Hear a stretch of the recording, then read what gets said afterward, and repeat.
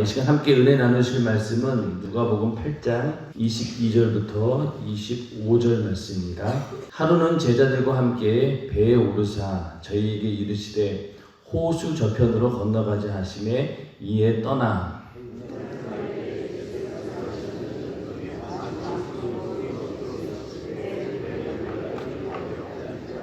제자들이 나와 깨어 가로되 주여 주여 우리가 죽겠나이다 한데 예수께서 잠을 깨사 바람과 물결을 꾸짖으시니 이에 그쳐 잔잔하여지더라.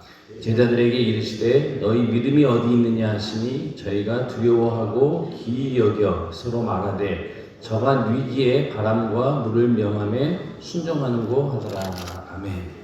네, 오늘 읽으신 본문은 예수님께서 배를 타시고 호수 건너편으로 이제 건너가는 그런 상황입니다. 그래서 이동하는 것을 배를 타고 이제 이동을 하셨는데 배를 타고 가시던 중에 예수님께서는 잠이 드셨고 제자들이 계속 이제 배를 젓고 가고 있는데 갑자기 광풍이 내리치면서 배에 물이 들어오게 되고 곧 이제 배가 침몰하게 되는 위기 상황에 놓이게 됩니다. 그때 제자들이 이제 예수님을 깨우게 되죠.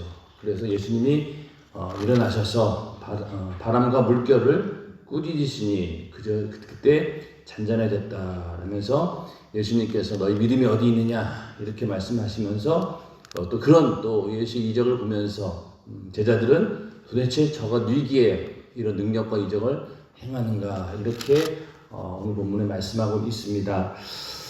여기서 이제 우리가 중요하게 보는 것은 먼저는 일단은 예수님께서 이렇게 잠이 드셨다라고 하는 상황을 우리가 좀 이렇게 눈에 들어옵니다.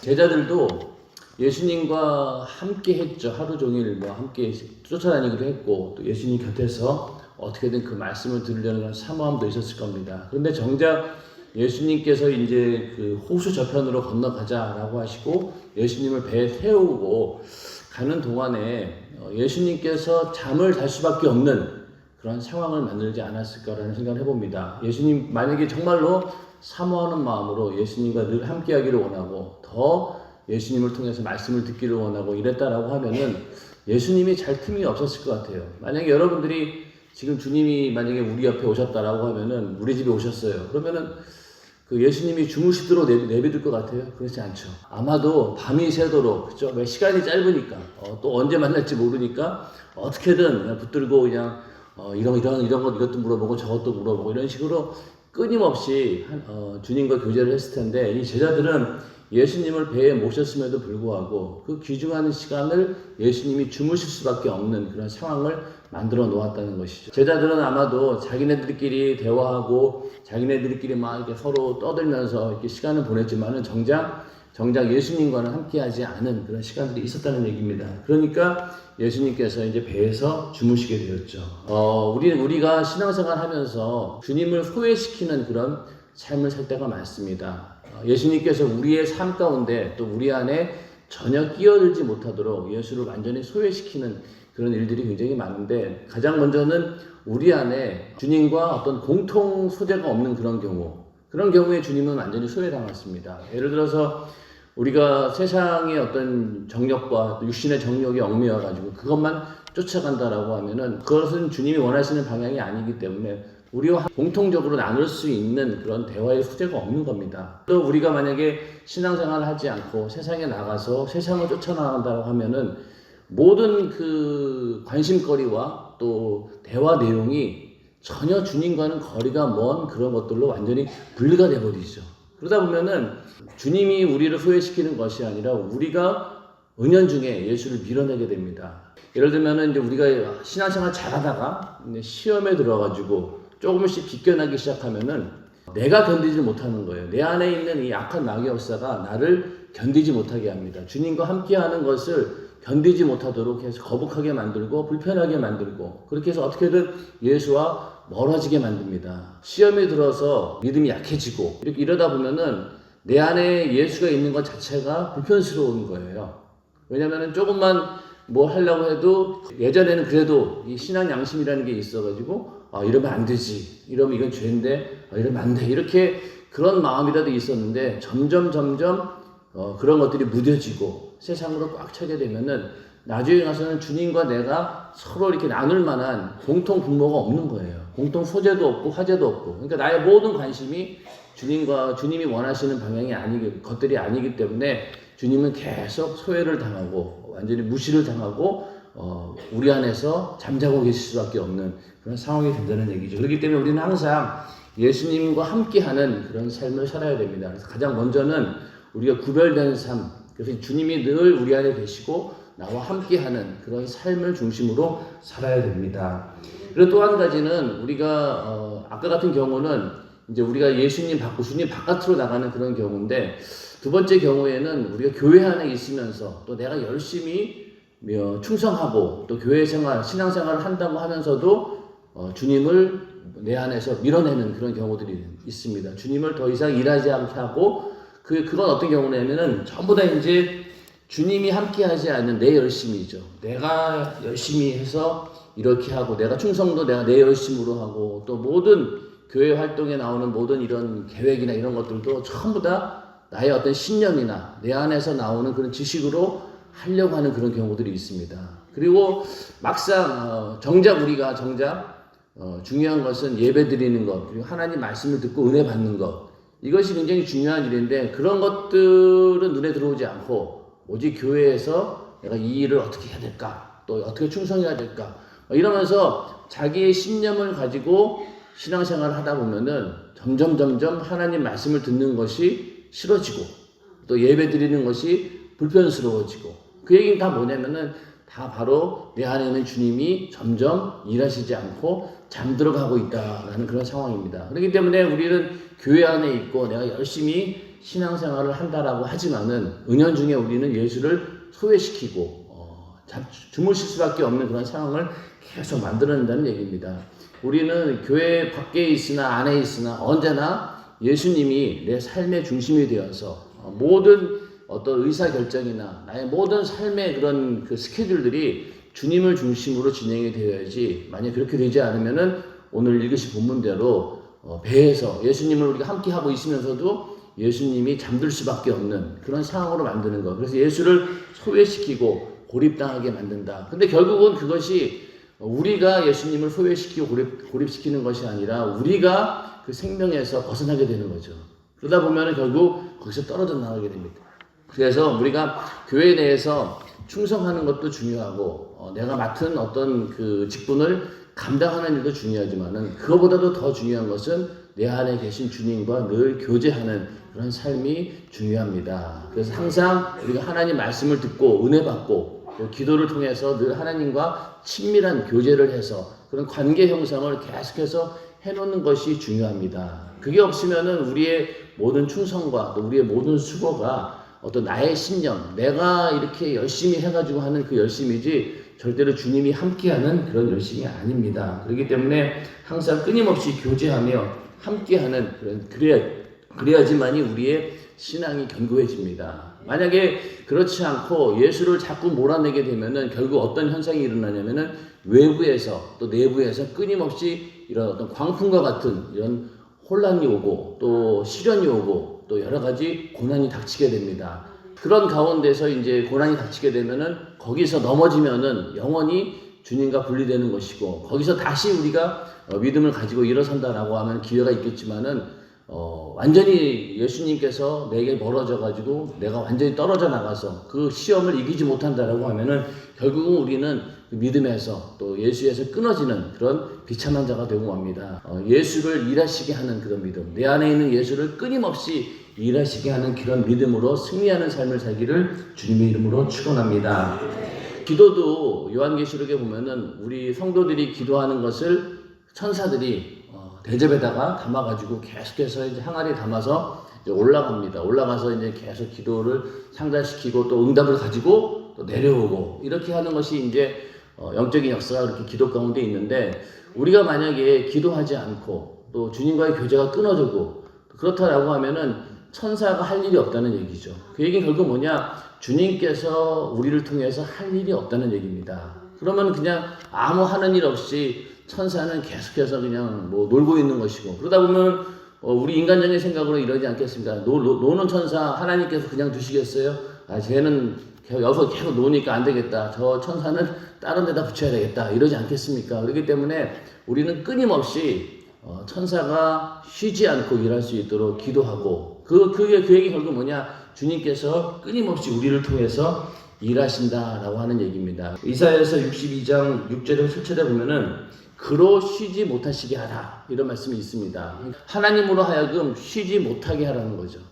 우리도 쉬지 않고 주를 위해 충성하지만은 하나님께서는 졸지도 않고 주무시지도 않고 불꽃 같은 눈으로 우리를 지키시면서 끊임없이 쉬지 않고 일하시는 분이 바로 하나님이십니다. 그렇기 때문에 우리가 하나님을 쉬지 못하도록 계속 일하시게 하는 것 그 자체가 잘못된 것이 아니라 오히려 하나님께서는 그렇게 끊임없이 자기와 교제하기를 원하고 함께하기를 원하는 그런 자들을 축복해 주시고 또 그가 하는 기도에 응답해 주시고 그 모든 환경을 보살펴 주시면서 하나님의 큰 복을 주시는 분이 바로 하나님이시기 때문에 우리는 끊임없이 하나님을 일하시게 하는 주님을 일하시게 하는 그런 믿음으로 해야지 우리는 승리하는 삶을 살 수 있습니다. 예수님이 주무시는 상황이었고 그때 이제 광풍이 일어납니다. 사실 여기가 뭐 그 바다라고 하기에는요 좀 그렇고요. 그러니까 누가복음에는요 호수라고 얘기하잖아요. 근데 또 재밌는 것은 마태복음 같은 경우에는 마가복음 같은 경우에는 바다라고 얘기합니다. 바다라고 얘기하는데 누가복음만 호수라고 얘기하고 있습니다. 여러분들 이제 아시는 분은 아시겠지만은 이스라엘이라고 하는 나라가 굉장히 작은 나라잖아요. 그렇기 때문에 거기서 뭐 요단강 이러면은 뭐 그 강이 굉장히 큰 것처럼 보이지만은요 다른 나라에 비하면 아주 작은 그런 강입니다. 마찬가지로 여기 나오는 갈릴리 호수예요. 그냥 바다라고 하기에는.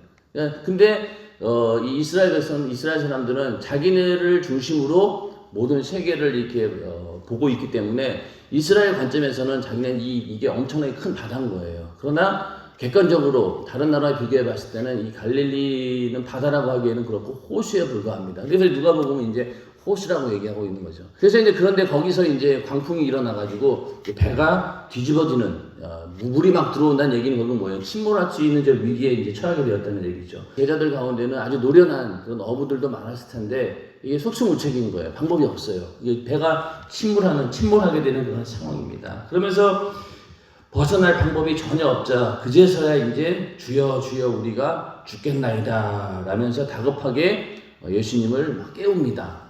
그러면서 이제 우리가 죽겠나이다 이렇게 얘기를 하는데 우리나라 사람들은 이렇게 어떤 위급한 상황이 생기면 뭐라고 얘기하죠? 사람 살려 이렇게 얘기하죠. 근데 외국 사람들은 미국 사람들 뭐라고 합니까? Help me 이러잖아요. 그러면 이게 강도가 완전 달라요. 사람 살려라고 하는 것은 어떤 얘기입니까? 나는 완전히 죽게 되었으니까 누군가 날 도와주지 않으면 난 완전히 죽어요. 이런 절박한 마음이 그게 심어져 있는 것이고 외국 사람들은 좀 합리적이라 그런지 나도 최선을 다할 테니까 누군가 나 좀 도와줘 이런 뉘앙스예요. 그렇죠?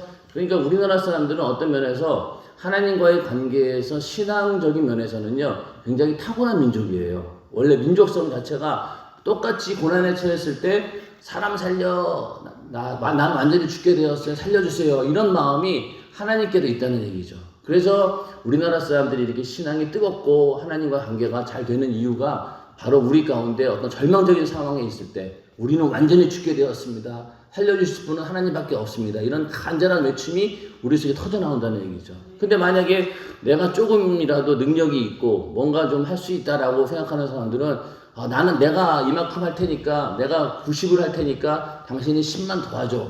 이런 식으로 나온다는 얘기죠. 하나님과의 관계 속에서도 우리는 아무것도 할 수 없고 또 이런 절망적인 그런 상황 가운데서는 도저히 나는 할 수 없습니다 라고 우리가 고백을 하고 하나님께 부르짖을 때 하나님께서 우리를 온전히 도와주시는 것이지 나는 요만큼 할 테니까 하나님 요만큼만 도와주세요 이런 가운데는 절대로 역사하지 않습니다. 내가 얼마나 절망적인 존재고 또 내가 처한 상황이 하나님께서 도와주지 않으면은 절대로 불가능한 그런 상황이다라는 그 인식을 가지고 하나님께 간구할 때 하나님께서는 그 기도를 들으시고 응답해 주시는 줄로 믿으시길 바랍니다.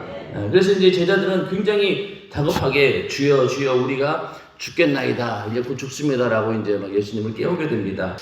그래서 우리는 인생을 살면서 항상 이러한 시험을 만나고 도저히 내 힘으로 할 수 없는 어려운 일을 만날 때 그때서야 정신을 차리고 하나님께 기도하고 신앙생활을 하게 되는 그런 경우들이 굉장히 많습니다. 평안하고 별일이 없을 때는 예배를 드리더라도 그냥 대충대충 그냥 이렇게 무의미하게 무미건조하게 드리고, 그런데 이제 그러다가 기도도 마찬가지입니다. 기도도 그냥 습관적으로 하고 그러고 있는데 어느 날 갑자기 이제 문제가 딱 터졌어요. 그럼 어떻습니까? 상황이 많이 달라지죠. 예배 드리는 것 자체가 달라집니다. 눈빛이 달라지고 태도가 달라지고 그냥 그 사모하는 마음으로 내 문제를 해결해야 되기 때문에 예배를 통해서 하나님께 나를 막 인식시키고 어떻게든 내가 그 가운데 발견돼서 하나님의 도움을 얻을 수 있는 길을 얻기 위해서 막 발버둥을 칩니다. 기도할 때는 뭐 더 그렇죠. 막 부르짖어 기도하고 새벽 예배 철야 기도 막 나와가지고 막 계속 기도합니다. 어떻게 보면 하나님께서 우리에게 시험을 주시고 또 이런 어려운 환경을 허락하시는 이유가 바로 우리가 늘 경각심을 가지고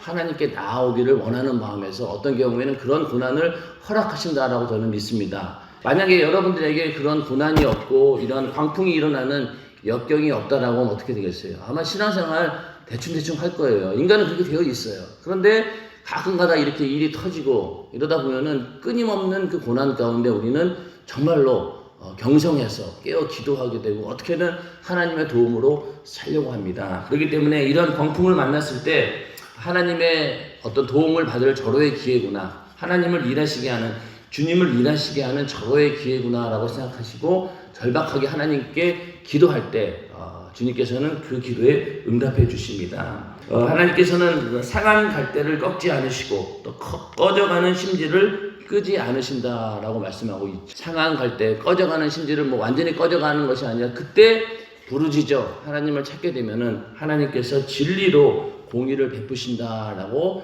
말씀하셨습니다. 정말로 이 상한 갈대처럼 완전히 꺾여가는 그런 상황, 그리고 꺼져가는 심지처럼 이제는 더 이상 희망이 없는 거예요. 조금 있으면 이제 완전히 이제 꺼져버리는 그런 상황입니다. 그럴 때 하나님께 부르짖고 하나님을 찾을 때 하나님께서는 반드시 응답하시고 그 상황 가운데서 우리를 건져주시는 분이 바로 하나님이십니다. 믿으시고 항상 우리는 어려운 일, 또 역경이 있을 때마다 주님을 의지해서 주님의 도움으로 그 모든 역경을 이겨나가는 우리 모두가 되기를 주님의 이름으로 축원합니다.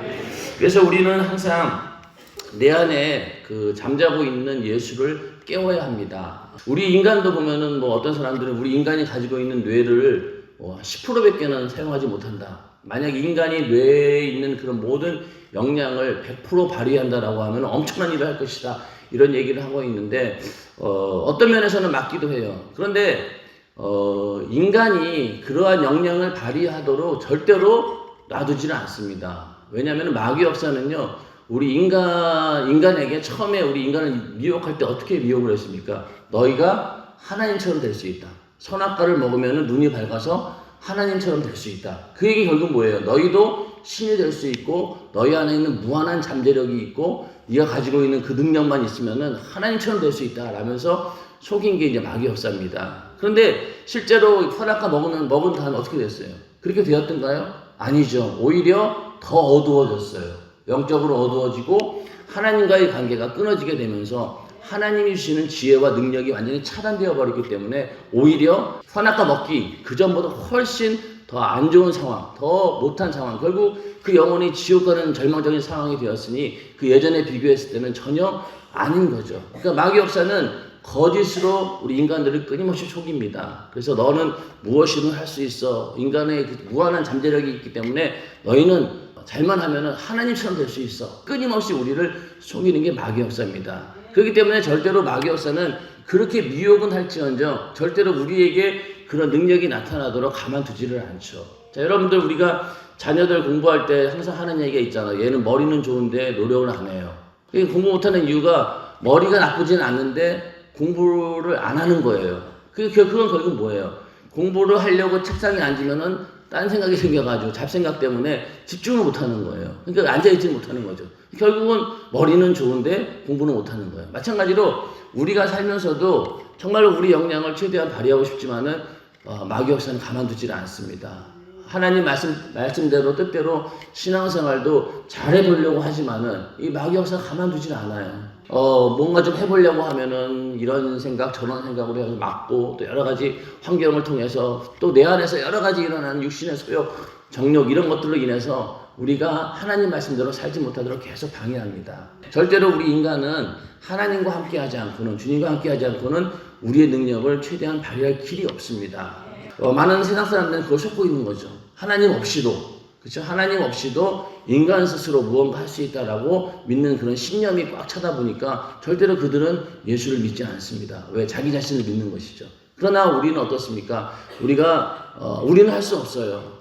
우리가 할 수 없다라고 하는 사실을 신앙생활을 하면 할수록, 하나님을 알면 할수록 더 많이 깨닫게 되죠.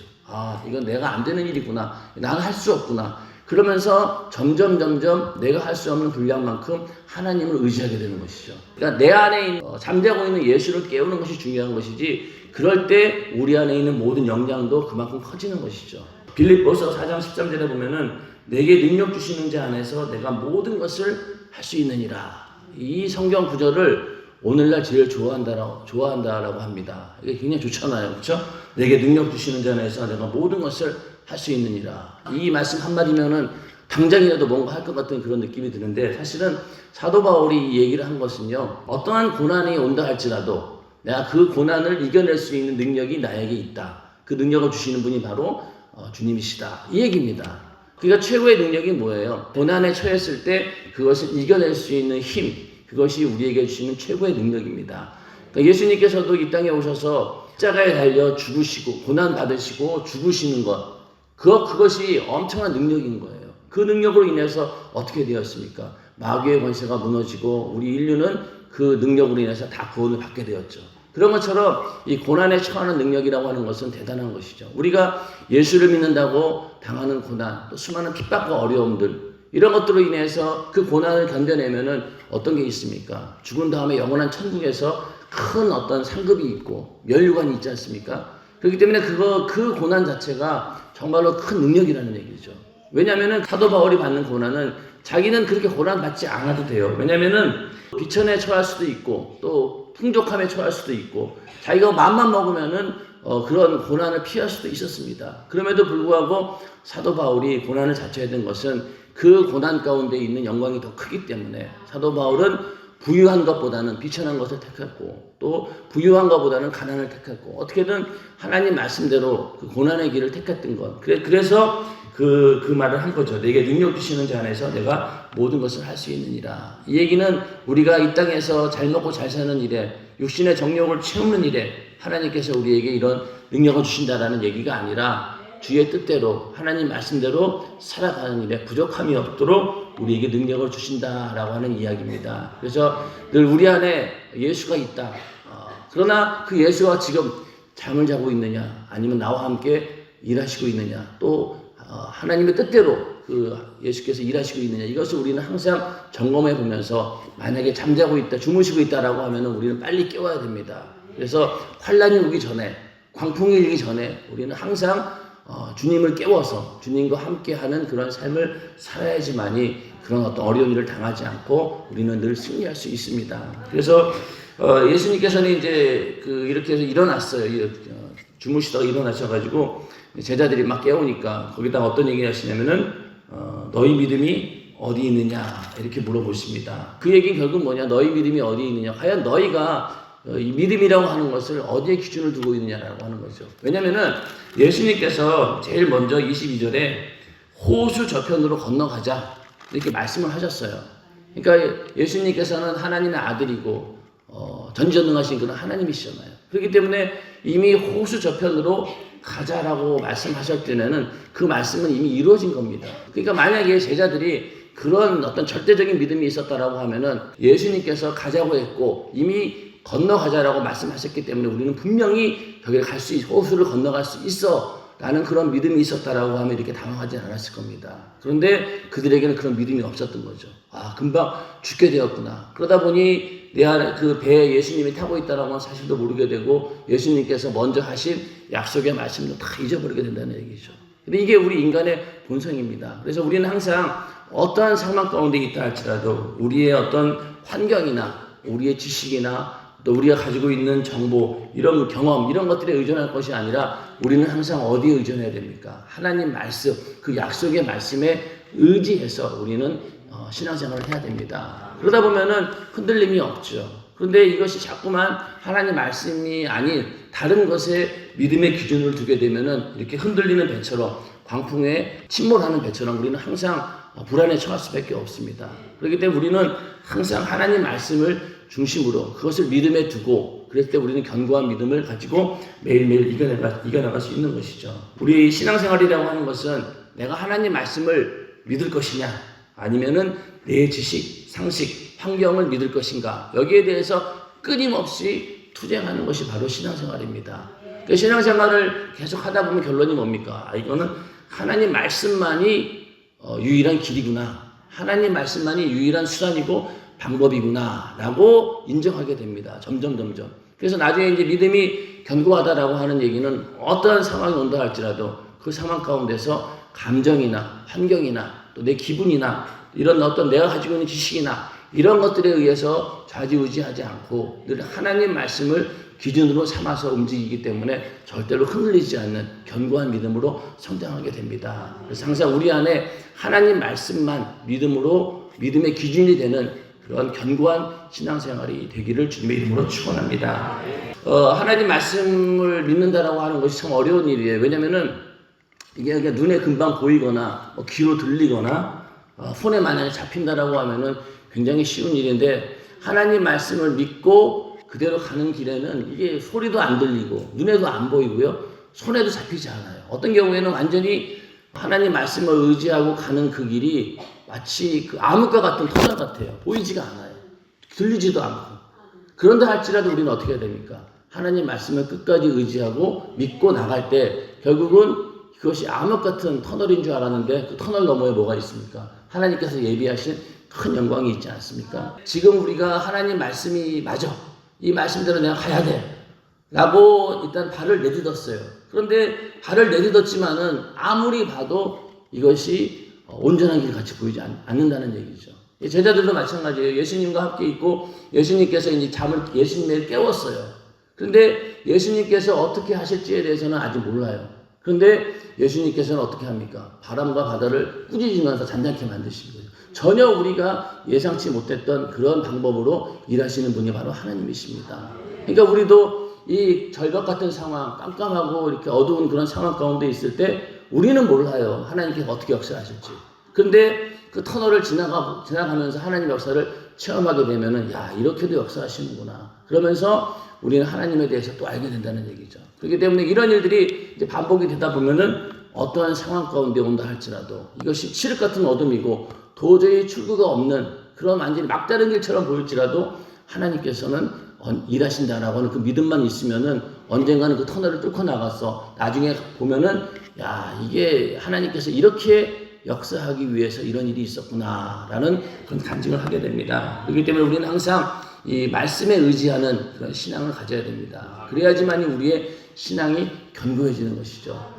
담임 목사님의 그 성막 강해 중에 보면은 여러 그릇이 나오는데 어떤 그릇이 되어야 되느냐? 질그릇도 있고요. 또 나무 그릇도 있고요. 있는데 그 가운데서도 정말로 제일 좋은 거는 금그릇이에요. 근데 금그릇보다도 또 중요한 게 뭐냐면 놋그릇. 그렇죠? 성막에 많은 기구들을 놋으로 사용한 이유는 뭡니까? 놋으로 만든 그 기구는 절대로 시련이 닥치고 불에 들어가도 변하지 않고 어떠한 상황 가운데서도 깨지지 않습니다. 그래서 놋으로 기구들을 만들라고 했죠. 그러고 나서 이제 더 가면 이제 금그릇이 되는 것이죠. 그런데 나무 그릇이나 질그릇 같은 경우는 또 깨집니다. 그런 믿음을 가져서는 안 된다는 얘기죠. 우리가 정말로 원하는 추구해야 될 믿음은 바로 어떠한 상황 가운데도 절대로 깨지지 않는 불에 태우고 그 극심한 온도 가운데서도 전혀 끄떡하지 않는 그런 놋그릇 더 나가서는 금그릇이 되어야 된다라는 말씀을 우리가 들었지 않습니까? 그런 것처럼 우리의 신앙도 하나님 말씀을 의지하고 그 말씀에 기초를 둘 때 절대로 흔들리지 않는 것이죠. 그래서 예수님께서 호수 건너편으로 가자라고 했으면 이미 그 말씀대로 이루어질 줄 믿고 제자들은 그냥 거기서 전혀 흔들리지 말았어야 되는데 그 말씀을 잊어버린 거예요. 왜? 앞에 있는 현실이 너무 두려우니까. 우리도 항상 눈앞에 있는 현실을 보지 말고 환경을 보지 말고 그 환경 너머에 역사하시는 하나님 또 이미 우리에게 약속하신 그 말씀에 의지해서 우리가 닥쳐진 모든 어려움들, 이런 모든 시련과 역경 핍박들을 다 이겨내기를 주님의 이름으로 축원합니다. 그래서 이 누가복음 8장 그 전에 바로 우리가 지난번에 봤던 그 거기에 보면은 말씀을 듣고 행하는 사람들이 내 형제요 또 내 부모다 이렇게 얘기하지 않습니까? 그래서 하나님 말씀을 듣고 행하는 믿음이 중요하고요. 또 우리가 하나님 말씀을 듣고 행한다 할지라도 이게 이제 중간중간에 시험이 닥치고 어려운 일이 닥친다는 거예요.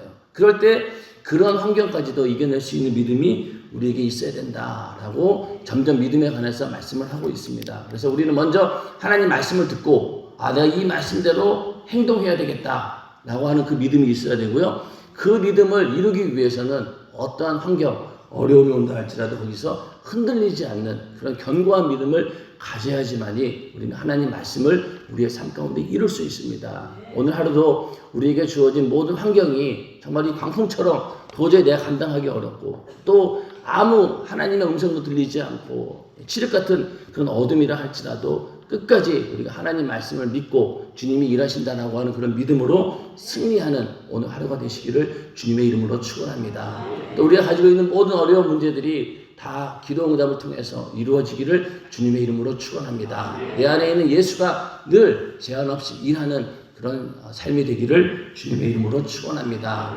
우리는 항상 믿음이 없어서 이렇게 내 안에 예수를 모시고 있음에도 불구하고 우리는 항상 예수를 주무시게 할 때가 너무나 많아요. 일하시지 못하게 하도록 방해하는 방해꾼이 바로 나라고 하는 것 깨닫고 오늘 이 시간 우리가 함께 기도할 때 내가 내 안에서 주님을 제한 없이 일하실 수 있도록 방해꾼이 되지 않도록 해 주시옵소서. 그리고 내가 지금까지 주님께서 마음껏 일하지 못하도록 내가 그것을 방해했습니다 라고 뜨겁게 회개하면서 이제는 주님이 내 안에서 제한 없이 일할 수 있도록 그 믿음을 주시옵소서 라고 이 시간 기도하겠습니다. 이 시간 주여 상창하시고 기도하실 때 내 안에 있는 예수를 깨워서 예수가 제한 없이 일할 수 있도록 주님 역사하여 주시옵소서 라고 기도하시고 여러분들이 가지고 있는 여러 가지 문제들 또 특별히 담임 목사님의 강건함을 위해서 이 시간 주여 상창하시고 기도하겠습니다. 주여 주여 주여